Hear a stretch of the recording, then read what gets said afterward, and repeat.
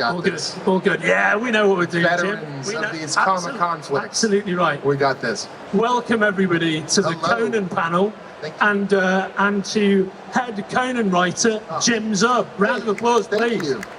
The mighty Jim Yeah. Zub, grim Jim Zub. It's amazing to be back in London. I haven't done this show in, I think, 11 or 12 years. And it's almost my entire kind of writing career has really erupted in the time since I last did a London comic convention. So it's been amazing. Everyone's been really sweet. They're bringing a lot of my older books over, which is great. And we're chatting about all sorts of awesome stuff. And you guys have been really good hosts. I feel very, very warmly welcomed. It's been great. Thank you, mate. I'm glad you're enjoying it. I mean, this show particularly has grown and grown over the years. Yeah, it's huge now. Last time I was here was much smaller, I gotta tell you. Yeah, it's great. Right, and I'm so glad you're enjoying it. And you, of course, have come over from Canada to see us. You're just about to embark on a tour of the UK. Yeah, so I'm here for 3 weeks, so it's not just jet lag and home, thankfully. I get to spend some time. My wife and I are here for 3 weeks, so we're here in London, and then we're going to Nottingham to do a signing there, and then I'm going to Newcastle. It's the 50th anniversary of Dungeons and Dragons, so I'm going to be doing an event at a castle in Newcastle, which is amazing. Tell my 10-year-old self about any of this stuff; it's just absolutely bonkers. And then we're heading up to Edinburgh. So I've never been to Scotland, and I cannot wait. I'm so pumped to go. I mean, mate, you'll love it. My grandmother was Scottish, and I've spent a fair amount of time in the Highlands, which is just an amazing place. Looks like nowhere else in the world. I'm so excited. It's so much fun, and being able to do that thanks to comics. Wow, it's genuinely surreal for me. People come to me and they say, "Man, working on Conan, working on Dungeons and Dragons or the Avengers, Iron Man or Black Panther, like this must be bucket list for you." And I say no, and they go, "What do you mean no?" And I go, "When I was a kid, I wanted to meet the people that made Marvel superheroes or Dungeons and Dragons or Conan the Barbarian. There is no path on earth that I would be those people. Like, we're so far beyond the bucket. The bucket is a little cosmic dot off in the distance. I don't even understand my life. It's wonderful and magical and strange." Yeah, I love it, mate. I do understand it because it's totally driven by your talent. Thank you. That's the key. Again, it feels very strange in the best way possible. Yeah. The Conan fandom. So, for people who don't know this, Conan the Barbarian is obviously this. People know it, I think, in a broader pop culture sense. But the character's older than Superman by 6 years. Yeah. He's the foundation of an entire genre called sword and sorcery, the bedrock of that kind of foundation. Originally a pulp, character in prose. The author Robert E. Howard, who had a very short life but a very prolific output. Incredible. There's only, depending on how you measure it, 21 canon Conan stories and a handful of fragments. And yet, it's had this phenomenal, ripple effect. 90 years worth of publishing, 50 years in comics, and to be any part of that chain feels utterly, bafflingly surreal, and still going strong. And now to be part of this new publishing initiative with Heroic Signatures, who are the rights holders, and Titan Comics, we launched last summer like a thunderclap. And the fan base has been coming out of the woodwork. It's been amazing. Yeah. I mean, the response has been supremely gratifying. Your work are partnered. So our team at Titan Comics, as you say, are partnered with the wonderful people at Heroic Signatures. Amazing. The IP holders for Conan. Yeah. And they're an amazing bunch. Super exercised. And focused. We all have the same goal. I think that's what makes it so strong, is that we know there's a reason why this character is stuck around. Like, there are lots of the wandering warrior kind of characters, and in the fantasy genre there are hundreds of knockoffs of Conan, but there's only one original, and he is an icon for a reason. And it's not just because he's strong, and it's not just because it's violent, it's not just because it's sexy and cool. There's a surprising amount of depth and thought and symbolism in the work. There is a lot of power in the prose and the lyricism that Robert E. Howard had, and it sticks with us year after year and generation after generation. And that's a very, powerful thing to be a part of and to get under the skin of. Jim, I really couldn't agree more. And you know, I'm a lifelong Conan fan like yourself. Yeah. Can we take a step back? Because your career arc is fascinating. Thank you. Can you talk a bit about how you became a comics writer? Right. I love this story. It's so surreal for me because I didn't start out to be a comic writer or even to work in comics. As far as I knew, I grew up on Marvel stuff. I started reading G.I. Joe, I guess Action Force here, right? And then I saw Spider-Man on the old cartoons and things like that, and I started reading Marvel stuff. But to me, comics were being made by people in New York City or brilliant British writers. And those were the two types of comic people. And I was neither of those things. I was a little scrappy kid growing up in Oshawa, which is like an hour east of Toronto. And a little kind of blue collar city. We had a car plant there and lots of nerds though. We had like 3 comic book shops. And so I collected the books, and my brother and I were super into Dungeons and Dragons and video games and comic books. So I didn't think I would ever be able to do this as a career. So my original path that I decided to get into the arts was I went to work in animation. And so I went to school for classical, like hand-drawn style Disney animation. And I worked in an animation studio for several years, and that is a really intense grind. I learned a lot though about art and storytelling and project management, all sorts of different stuff. And then eventually between gigs, I found myself at the Udon studio. I was making my own webcomic in the evenings and things like that, and started to make friends in the industry and realized that this stuff wasn't as distant as I thought it was, that it was more possible than I could have imagined. And because I had the art background, I could collaborate with artists and we could make stuff much quicker, and I could sort of get a handle on how these things worked, and slowly but surely built up my own comics. And the breakout book for me, I did a webcomic for a little while, and that I made a bunch of friends in the industry, but my breakout book was an image book in 2010 called Skull Kickers, and it is a love letter to Dungeons and Dragons and Conan the Barbarian. It's an action comedy series. It's very goofy and tongue-in-cheek, but the people that read it knew that I was into that stuff. Like, it wasn't just the surface level parody, it was very deep, kind of punching it right in the gut. And the people that made, Dungeons and Dragons responded to it, and eventually I worked on Pathfinder, I worked on Samurai Jack comic books. Samurai Jack was great. Your run on that was amazing. It was so much fun, and getting to contribute to those kinds of things and showing people that I really want to dig deep into it and get my nails into it and not just do like simple stuff. Like, can we make this feel as viscerally like the source material while telling new stories? On Samurai Jack, we had the brilliant Andy Suriano, who was a designer on the show, and so all the comics looked like you were watching an episode of Jack. It was so amazing. And then while I was working away on a bunch of different stuff, I was just starting to get a toehold at Marvel, and I had become friends with Gail Simone, and she was doing amazing, phenomenal talent, unbelievable. And she was writing Red Sonja at that point. And it's complicated, it's probably too much to get into here, but Red Sonja is not an original Robert E. Howard character in the way that we know her in the Hyborean Age. Yeah.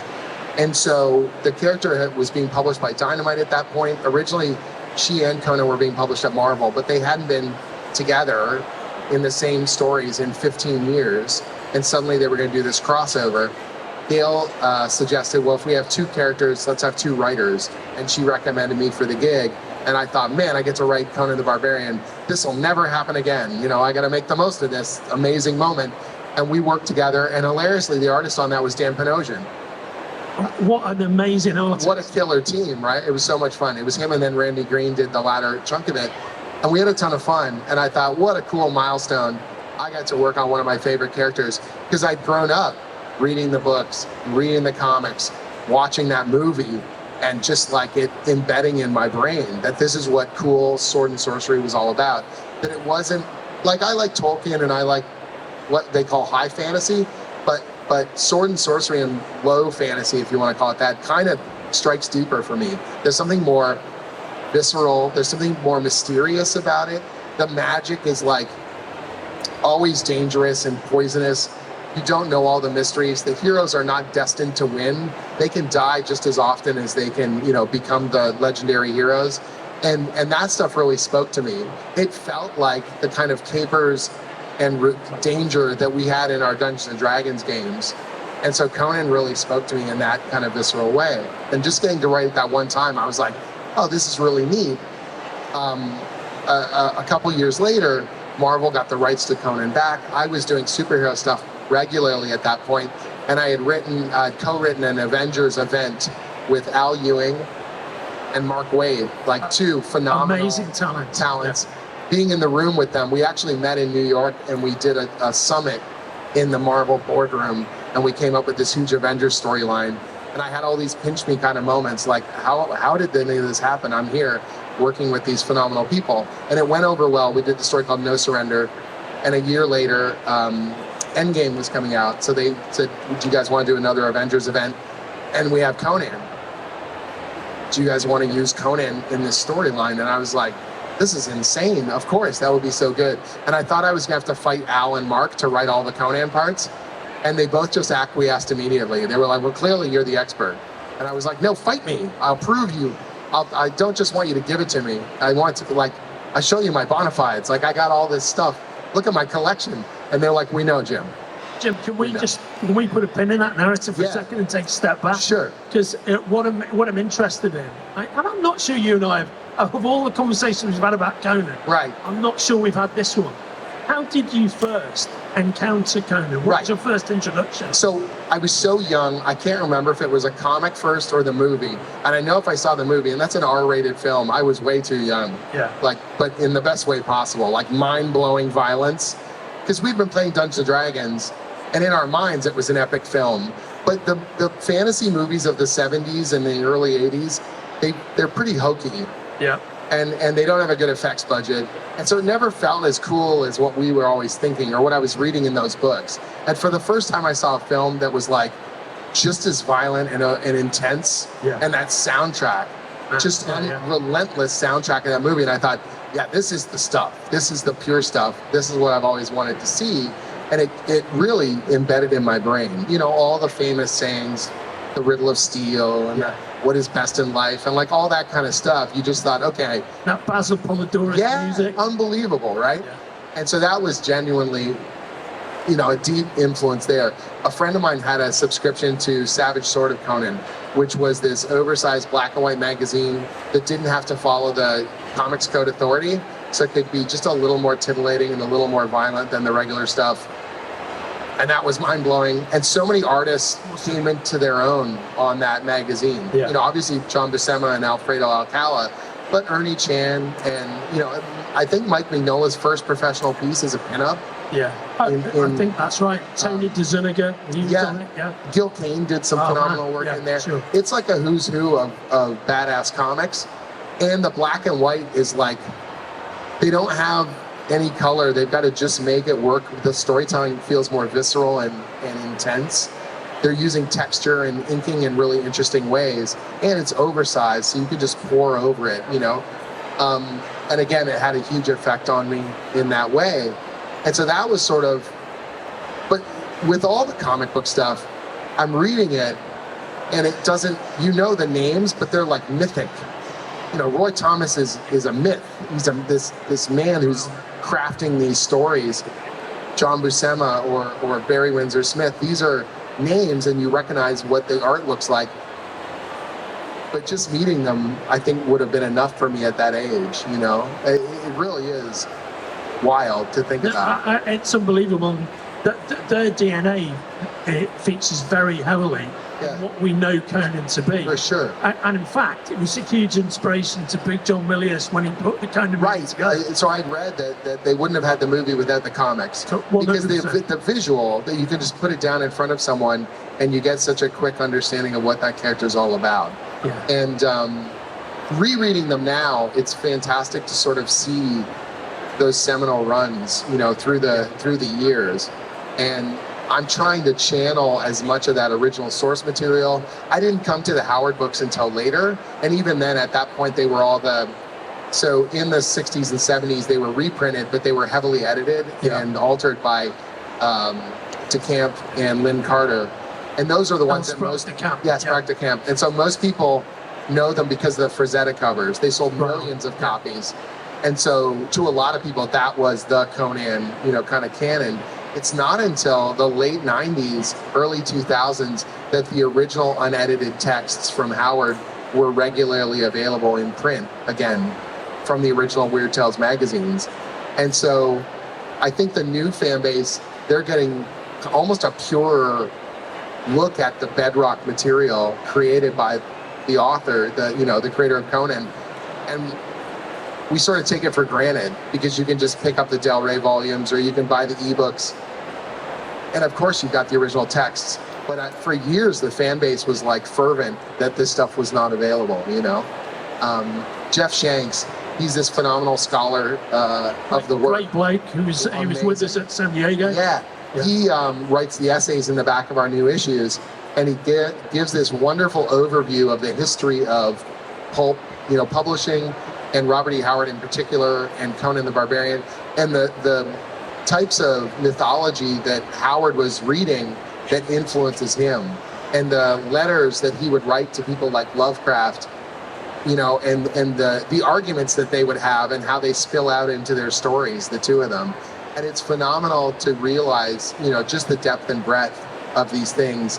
But because the character's an icon, you can just pick it up and read it. It's a cool adventure, but the longer you read and the more in depth you get, there's more layers there, and you can dig deeper. It's like archaeology. You can just go as deep as you want to go, or pick up a new issue. This guy's a badass. Wherever he goes, adventure is going to happen, and enjoy. That's what an icon does. Well, on that note, Jim, let's flip back into your road to creating Conan for us. We got to your symbiosis of Conan and the Avengers. Now I'm at Marvel, and Jason Aaron is going to be writing the monthly series of Conan, and it's going to be amazing. And Jason's known for doing long runs on characters. And so the minute they announced Jason and Mahmoud Asrar were going to be doing the monthly book, I thought, well, it's going to be a 5-year run or something. I'll never get to touch it. Oh, well, I had my fun or whatever. But I had this itch in the back of my head because I'd done the Gail Simone, crossover thing with her. I'd done with Al and Mark, we'd done the Avengers book, but I'd never done a solo Conan story with just my name on the writing credit. And of course, all comic book writers have massive egos, and I have an ego, and I just wanted one credit that was just me. So if readers really liked it, they would know it was all me. They wouldn't say, well, maybe that was the Mark Waid part, or maybe that was, the Gale part. And if they hated it, they could hate it because I did it, or whatever. And so I pitched the Conan editor at Marvel. They had a Savage Sword, but they were doing it as a full color anthology book. And I said, can I just pitch a pure Conan story by myself? And they said yes. Pat Zurcher drew it, and it's called The Gambler. And it's this story about Conan is in a gambling hall, and he's the bodyguard of this fat merchant. And he gets himself in a bad situation where he can bet his life away, essentially, like this weird mystical kind of gambling hall. And he can't just kill his way out. There's way too many guards. He's got to be smarter and more careful. And there's going to be explosive violence because it's a Conan story, but you don't know when. And we just hold that tension as long as possible before he goes off. And it felt to me like the ingredients of a Howard story, but it was new, as much as I could try and do it. And I tried to put a bit of that lyricism into it and the particular voice that Howard has for the character. And for me, I poured my heart into it because this was my last shot. I was never going to get to write Conan again. It was my only chance to do a solo story. And sort of like my mic drop, like, here's what I think Conan does well. And if you've never read a Conan story before, hopefully you like this one. And if you do like Conan stories, hopefully I didn't screw it up, And that one really grabbed Fred and Jay from Heroic Signatures. That was the first one that I did that they were like, wait a minute, who's this guy? That's Fred Malmberg and Jay Zetterberg, who own Heroic Signatures. And so that really got on their radar, and they noticed it, and they said, what I didn't know was Jason was not going to do a 4 or 5 year run. He was only going to be on the book for 1 year. So almost as soon as the series launched, they were kind of looking for someone to take over. And then The Gambler hit right at that perfect moment. And they said, who's this guy? And Mark, our editor, was like, oh, Jim's great to work with. We could give him a shot. That'd be great. And so they got me to I did some documentation around Robert E. Howard stuff. I wrote this crossover book called Serpent War. And I handed him my first... Great book. Thank you. I handed him my first script. And then Mark said, can we get on a phone call? And normally when your editor, they just email you. So if it's a phone call, it's almost always bad news. And so I was like, oh God, I screwed it up. Oh no, they're firing me off the book. I don't know what I did wrong. I thought we all had a good idea. And he phones me and he offers me the flagship title for Conan. And I didn't say yes immediately. Actually, I was so scared when he told me, and I was heading to a convention that weekend. And I said, can I have the weekend to think about it? And he's like, of course, of course. I said, I just want to make sure I've got enough ideas, that it's not just I said everything I wanted to say in The Gambler, because I don't want to do just oatmeal. I don't just want it to feel really generic. I've got to make sure I've got more to say. And so I read some of my favorite Howard stories, and almost instantly it just started to sparkle. And I was like, well, of course I do. Well, I think I just had that, when it's that big, when it's an icon. It makes so much sense. And it's huge to and it you. means something to you. Yeah. And I know what it means to that fan base. Well, I thought I knew. Now I really know. Like, it's bonkers. And so I just needed to sort of stew on it a bit. And then it all kind of clicked, and my wife laughed because she knew I was going to say yes from the moment I came down the stairs and I said, they just offered me Conan. She goes, and you told them yes. And I said, I told them I'm going to tell them Monday. And she goes, what are you, nuts? I was like, just give me a sec. It's got to wash over me, you know. And on Monday I called them, of course, and said, yeah, let's go. And I dove into it. But I had 2 issues come out, and then the pandemic hit. And so we just got vaporized. Obviously, everyone in the world had better things they were thinking about at that moment, and we were in a tough spot. And so I got to do one of my favorite things, but kind of the world didn't really notice. And it was just the way it was. You know, it was a really weird time. And I didn't get to go to any conventions because we were in lockdown. And the book came out, and then it was on an 8-month pause right in the middle of a storyline. And I was like, I think I'm writing Conan, but no one knows. Like, it's just the way things had gone. And by the time I came back, the whole publishing industry in comics had changed. And I would do a short run and then wrap it all up by issue 25 of the full series that had started with Jason.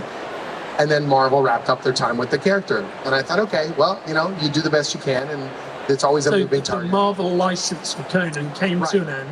And then Fred said to me, you know, well, I'm sorry it didn't work out the way we hoped, but stay in touch. And I was like, well, that's what everyone always says in the industry, stay in touch, stay in touch. And they mean it, but, you know, they're going to go off and do other things. And he said, we're looking at different opportunities. And they were talking to Titan about a potential partnership. And they did what's called a bake-off. So you get multiple writers to pitch. And they asked me if I would pitch. And I told my wife, I said, I don't know why they're getting me to pitch. They'll never give it to me again. I just did it. And it didn't go well. And they were like, my wife, Stacy, she's here with me at the show. None of this would have happened without her. She's like, well, if you're going to pitch it, you better pitch your heart out, because they want to see what you can do. And I said, well, they saw what I can do. She goes, is that all you can do? I was like, no, I could do all sorts of better things. She goes, well, then pitch the hell out of it, or don't do it at all. Like, don't half-ass this thing. And I was like, oh, you're right. And so I wrote this very passionate kind of pitch, and I put it together, and I just said, this is what I think the property needs. You've got a very unique opportunity with this relaunch at Titan. This is what I think the fan base is hungry for, and the Venn diagram, how that crosses over with what I feel about the character. And here's what I've never quite seen before, and maybe this is a take. And I ended it with, like, good luck, because I just assumed it would be advice I would give and I would walk away, because they're not going to hire me because I just did it.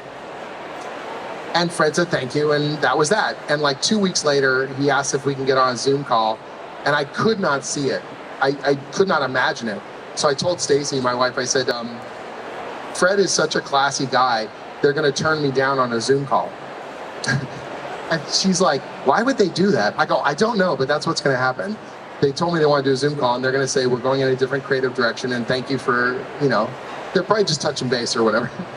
And we get on the call, and they're just happy and whatever. And they go, you know, Jim, we read all the pitches, and we read them around the office, and everyone talked at length, and we're convinced you're still the guy. And I looked at them, and I said, what? And they go, you are still the guy. You've got the voice. We want you to go ahead with you. And I said, I can't believe it. And they go, do you not want to do it? I said, no, I do. I just, like, I'm so gobsmacked. I wish there was a photo of it, because it was just ashen, shocked. And then I knew we had to get the right art team to make this thing hit as strong as possible. And I can't say enough amazing things about the artists that we've been able to pull together for this relaunch. Yeah, I mean, at this point, because this allows me to praise you, the net effect of those conversations and our business conversations, the heroic signatures, was the ongoing Conan the Barbarian series from Titan and from Heroic Signatures, and it has been a massive critical and sales. Yeah, it's the most, like all of us hoped for, but wild. None of us really expected. No, I to mix my metaphors, it's like lightning struck twice, and we caught it in a jar on the second one, and I'm just holding this thing as tight as humanly possible. It's the craziest thing. This, by the way, is the the collection. This is the first art, bound in Blackstone. That's an amazing Dan Panosian cover. So good. I was at the Lakes International Comic Art Festival last month with Dan. Yeah. What an amazing talent. Oh, he's phenomenal. He's so sweet. What a lovely man. He's such a good guy. And the artist we've got doing the interiors, this gentleman named Roberto De La Torre. Unbelievable. It's like he stepped out of the Bronze Age of comics, fully formed, you know? Yeah. It's like Frank Frazetta and John Buscema had a child, and he just grew up with a bit of Tony DeZuniga in there, and his layouts have got a bit of a Hal Foster. Like, amazing. It's just, the influences are so classic and so powerful and so dynamic. Everyone that sees it is kind of their breaths taken away by it, and my breath's taken away. I remember, it's the second art. I had seen Roberto's artwork. He had been doing other artwork. He'd been doing superhero stuff. He's done a couple European graphic novels. But his real love is for Conan and for the kind of bande dessinée and the French kind of style and the Italian artists and that really classic kind of figure drawing look. And someone had asked him to do a commission piece of a Conan. And he did this beautiful brushwork. It looked different than everything else he had done. It's nothing against his previous work, but you can tell which stuff he's inspired by and which stuff he's just sort of like, okay, let's get the paycheck or whatever. And man, that Conan piece, that first one is really good. And then someone posted it on one of these art forums, and his entire commission list just turned into endless Conan requests. And then these people started sending them to me when I was still on Marvel. And they were like, have you seen this guy's stuff? And I was like, is he tracing John Buscema drawings? I've never seen this stuff. It's freaking crazy. And they said, no, it's all original. And so I reached out to him independently to get a commission. And he laughed. He said, aren't you the guy writing Conan? I said, yeah, I'm also becoming a fan of your work. And so we stayed in touch on Facebook Messenger, and we were chatting up a storm. And then, of course, the pandemic happened and all the stuff crumbled on the book. And he just messaged me and said, sorry, man, I heard, you're not doing Conan anymore. And I was like, yeah, things happen. Trying to be cool about it while I was inside, my heart's breaking. And he and I were talking about potentially doing a creator-owned book together. I said, what if we just take that kind of feel and we just do our own book? And he's like, that'd be cool. And so we were in the middle of conversations. Then Fred reaches out to me, asks me to pitch. Then the pitch happens.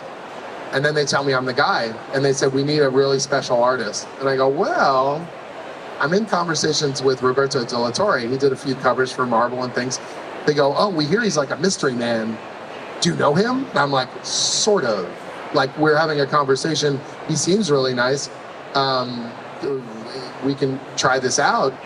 And so the free comic book day issue we did for Conan Zero was our proof of concept. That was our, let's see if we can really make this work. And those first few pages came in, and we were just gobsmacked. Like, amazing. My editor called me. Literally, the first email came in with artwork, and my phone rang, and it was my editor, and it was just endless excited curse words on the other end of the call. It's like just freaking out. Look at this. I'm like, I know. At that moment, we felt like we had this alchemy, and I would be working on, so normally most modern comics are written what's called full script. So you write page 1, panel 1, here's the dialogue, here's the text. In the old days, they call it Marvel style because Stan Lee was the first one to do it. You just write the overall plot, the artist does the paneling, and then you come back and you add the dialogue and the narration. And that's how Roy Thomas and John Buscema and Barry did it. And so I said to Rob, do you want to do it like that? Because he wanted a little more freedom to lay out a page. And he said, do people write like that? And I said, not normally. And he goes, do you write like that? And I said, I've never done it before. And he goes, can we do it? I said, let's give it a shot. And it was really freeing to him. And it was exciting to me because when you're writing a script normally, you're imagining in your head, okay, it'll kind of look like this. And I hope they kind of hit what I'm looking for. And here, I know what I'm looking at, and I want my dialogue to live up to those visuals or the poetry of the page. You know, Howard writes in a way that I think some modern readers might think of as very purple. It's very intense and poetic, and the descriptions are really, really wild. But when the art is so good, like, you can't overwrite it. You can't get too lyrical. That's true.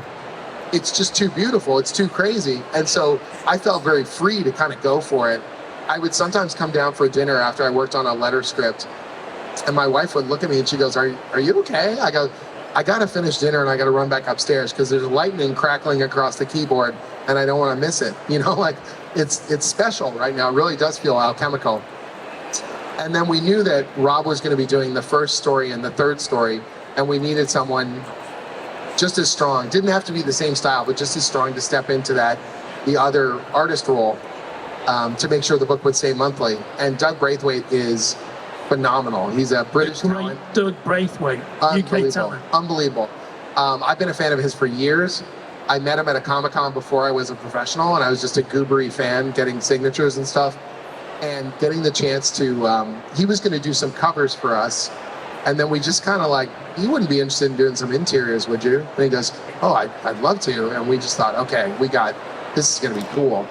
And he wanted full script because he didn't feel as confident with the Conan stuff. So I'm writing two very different styles for the two different artists. And it's like different exercises. Like I feel very, I'm always challenged in the best way possible.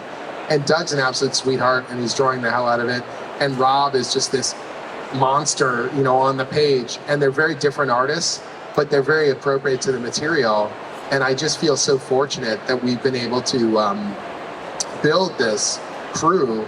And now that we've got the momentum, we've expanded out. We're doing Savage Sword of Conan, which is the oversized. Yeah, now let's just pause on that for a second. That is, for me, to bring it back, you, like, it's the greatest feeling. Which is the oversized black and white comic that I used to. I think I might have told you the story. I snuck one of my issues of Savage Sword into high school and got busted by the headmaster and sent home to my grandfather, who's the guy who bought it for me in the first place. And he thought that was fucking hilarious in like Liverpool in the mid-70s. Perfect. And it's such an incredible privilege for us to have revived Savage Sword. The 50th anniversary this year of Savage Sword, and to bring that back, format, the exact same format, beautiful black and white. Joe Jusko, who is an absolute legend, amazing. We got him to do artist. a brand new cover, his first Conan cover in 25 years, and it's like he never missed a beat, and he got better. And that first cover came in, and we were just like, "Are you kidding? You know, like, is this happening?" I had a feature story I was doing for issue number 2, and Chris Butera, our editor, we were chatting, and I said, look, I don't want to be pull rank or anything, but if I don't have something in issue 1, part of me is going to die. Like, I'm the flagship writer, I got to have something in the first issue. And then they said, well, why don't you do a prose story based on Joe Jusko's cover art, which sounds like, it is a phenomenal honor. The scariest thing I've ever been asked to write. So not only are you using Robert E. Howard's character, now you're writing in the format he used to write, with the word count he used to have, and basing it on a legend's artwork. One of the scariest, most amazing projects I've ever worked on. I sweated over every sentence like I have never sweated on it. My wife is like, I have never seen you a nervous wreck over a project before. I was like, if I do anything less than perfect, I'm an idiot. Like, and it came together. I sent it to Jeff, our scholar, and he read it and he goes, hey, this is really good. And I said, don't lie to me. If it's not good, just tell me it's trash. I'll start over. And he's like, you got to calm down. You're doing just fine. So it's great. It's an absolute singular honor to have that book come out, and that the retailers responded and the readers have responded to it. Because fans online, talk is cheap. They'll tell you, oh yeah, we want this oversized black and white magazine. Wouldn't that be cool? You know, ask a number of artists in the Artist Alley here, how many people say, if you make a print of it, I'll buy it, and then people don't buy it. Or make a t-shirt. You make a t-shirt and then no one buys it. People can say a lot, you know, and they were like, whoa, boy, you got to bring Savage Sword back in the original format. And you're like, do we though? Like, I believe it and you believe it. do the thousands of people that need to buy it to make this a real viable thing, is that for real, or are you guys just blowing smoke? And it worked. We had it come out in force. And by the way, if you've missed any of the first 3 issues of Savage, the new Savage Sword of Conan, we've just collected it into an outsized collected edition with that amazing Joe Jusko cover as the primary cover. And by the way, Joe is a really interesting guy, because he's a former street cop who became a fine artist. I did not know that. He's such an amazing... he's such a sweet guy, too. He used to be a patrol policeman. Amazing. When you see him, he is physically massive. He does walk like... he does... Yeah, you're like... He's a super muscly big guy. If you don't call him sir, you feel like you're doing it wrong. He does. He has that sense of authority. Yeah. And he's brilliantly creative at the same time. Yeah, he's such a good guy. Super nice Everyone, being on an email thread with him, and we're talking, well, what should be on the cover? And you're like, of Savage Sword of Conan. When we got our complimentary copies, we get them a few weeks before release. I opened that box up and I got tingles, because it was simultaneously a time capsule, but my name's on it. It just felt like the old school, but I'm a part of it. And the same thing has been happening over and over again. The original Conan comic started in 1970. There are fans of that book who are old enough to be my dad, coming over to me at my table with twinkle in their eye, and they're saying that they feel like they're 15 again, and brand new people have never read the book before, and everything in between. People who are fans of the Arnold movie, people who play the Conan Exiles video game, people who just know the pop culture through osmosis because you hear it, what is best in life and all that stuff, everything. But those old school fans who come to me and it's so special to them, and they're telling me the story about when they started reading the books, or where they bought their first issue of, in a corner store or something like that. And now they're back into it. Retailers coming to me who are saying they got some readers they haven't seen in their store for 25 years, now have a subscription. They're coming every month. They're buying old collections of Conan comics, and they're turning in the store, because one book a month is not enough. These guys need their hit, their Hyborean Age, And that feels like such a singular honor, to be bringing this to a new generation of readers, and to be reconnecting with an old generation that hasn't felt that fire in quite some time. Amen, Jim. That's a hard agree and a big amen. We are rapidly running out of time. Yeah. But I've got more questions for you. But is there anybody in the audience who's got a question for Jim Zub? Yeah. Sir. Call it out, and then we'll re-say it on the mic. And we'll repeat it. Sure. Would you mind stepping up, sir? You're just a bit too far away. Yeah, that might. Right. Sure. So the question was, I've written Conan at Marvel, and I'm writing at Titan. What are the differences in terms of approach? It is quite different. First of all, much nicer at Titan. Facts. Now, I still do work at Marvel. Some of my best friends work at Marvel. No, that's great. Yeah. So, doing the book at Marvel, the Marvel publishing platform, almost all the books are PG-13. And when you're working with a character like Conan, there's always a balancing act of how much violence you can do, or where you can kind of turn, in terms of that rating. And I knew that going in, and so you sort of pick your battles very carefully. The new Conan book, for the first time ever, Conan is a mature reader's book. So we assume our readers are, 16 and up, 18 and up. And so we can go further and make it more like the pulp source material, where it's more violent and it's sexual, but I don't want it ever to feel exploitive. We're not writing porn. I'm writing, in the original pulps, it was meant to be visceral and entertaining and energetic. And there are love scenes, and there are, incredible bouts of violence. And I feel we can do those in an uncompromising way. And that's not to say that I did less than my best at Marvel, but it's just we have a different opportunity here, a lever we can pull that we didn't have before. I also feel like when I was doing Conan at Marvel, it was such a rapid turnaround.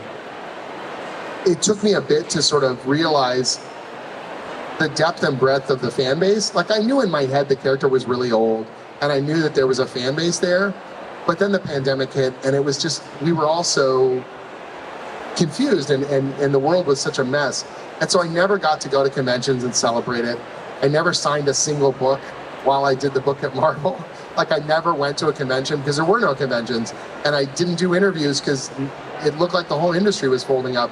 And so it was almost like I was doing Conan by myself, and I mean, working with the artist, and it was coming out, but no one knew. And now at Titan, first of all, I dropped this diamond, and I caught it right before it hit the ground, and now I'm holding it so tight, like my hands will bleed. I really appreciate the book, and I love the fan base, and I knew no one gets a second chance to do something like this. This is impossible. It was impossible the first time, and it's even more impossible now. Like, don't fuck this up. And so I reread the Howard material and like injected it in my bones, like in my marrow, and I'm trying to do right by it every step of the way. And that doesn't mean I'm perfect, and I don't think that you can be perfect, but always trying to think deeply about what are we doing and how does it exemplify those qualities. This book in the 1970s sold more than almost every other Marvel title. The best-selling Marvel books in the 70s were Spider-Man, Conan the Barbarian, and Star Wars. It has something very special about it, and there's no reason why it can't be a bestseller in the here and now. And that was how I approached it. Like, it's a winner. I just need to remind people why it's a winner. And why do I think it's so good? And then unleash that on the page as much as humanly possible, which sounds easy, and it's very difficult, but I don't mind putting the sweat equity into it. And the artists are killing themselves on every page, so I can't do anything less, you know? And so, short, long answer, it is different, but it's the context of the thing rather than it being like Marvel good, Titan bad, or Titan bad, Marvel good. It's not like that at all. It's just, I'm a different person on the other side of that experience. Yeah. Very well said, mate. We've got 4 minutes maybe. Do you have one more question at all? Sure. Sir, you got to step up. Project. Yeah. Sure. So this is part of a bit of a longer conversation. He asked, we just finished doing a different take on The Frost Giant's Daughter, which is one of the most seminal Conan stories. This year's the 90th anniversary of its original publication.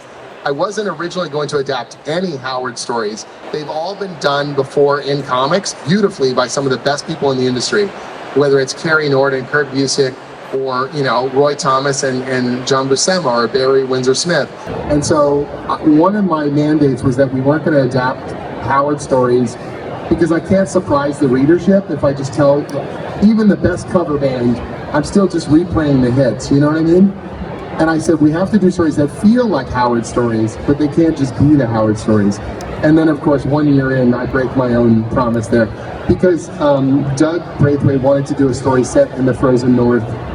And the only Conan story that's set in the frozen north is The Frost Giant's Daughter, so I knew we had to reference it. And if we referenced it, you can't not show it because it's so powerful. So we took a different take on it, and we expanded it outwards and showed how we got there and the effect that it has on Conan deep in his core and how it changes his outlook on the world and faith. Because in the canon, that's the first story where he interacts with the supernatural, or that was the way I was looking at it. And so now, if we do another Howard story, again, I don't just want to do it straight. I've got to sort of take a different tack on it.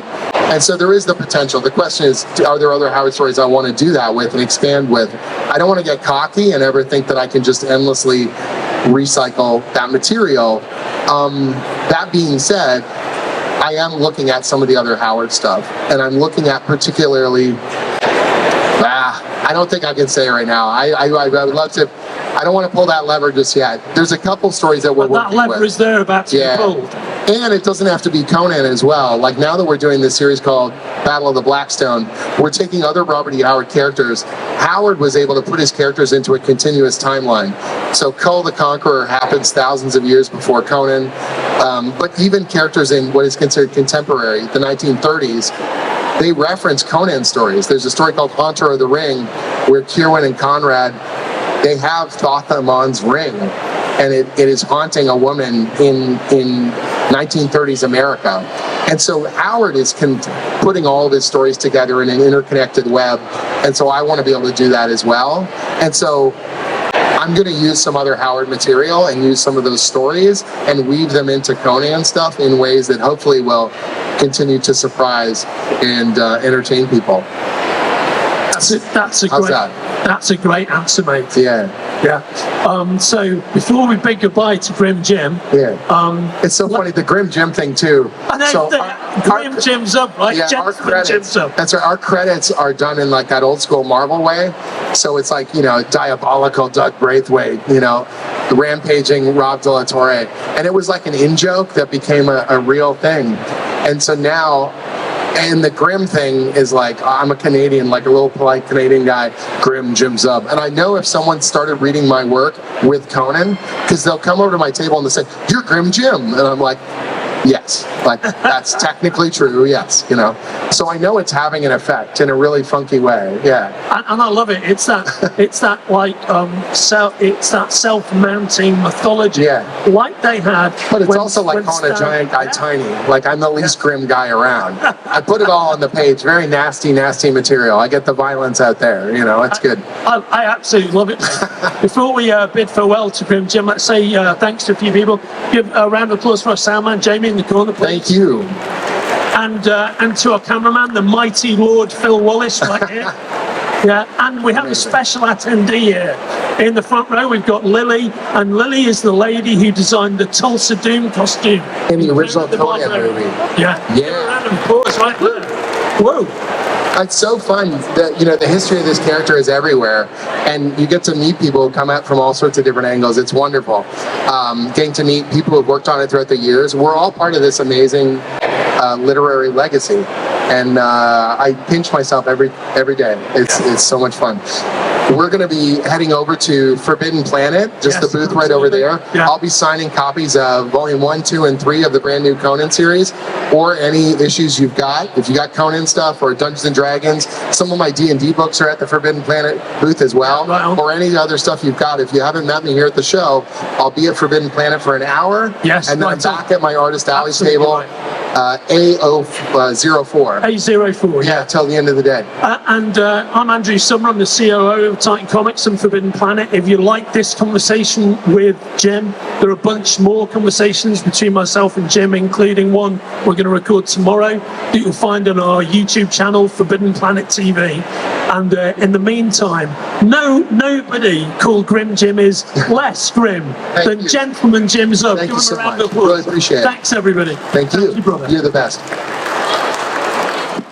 If you're enjoying watching Forbidden Planet TV and you're enjoying watching us talk to the world's most interesting and accomplished filmmakers, authors, artists, musicians, creators, subscribe right here.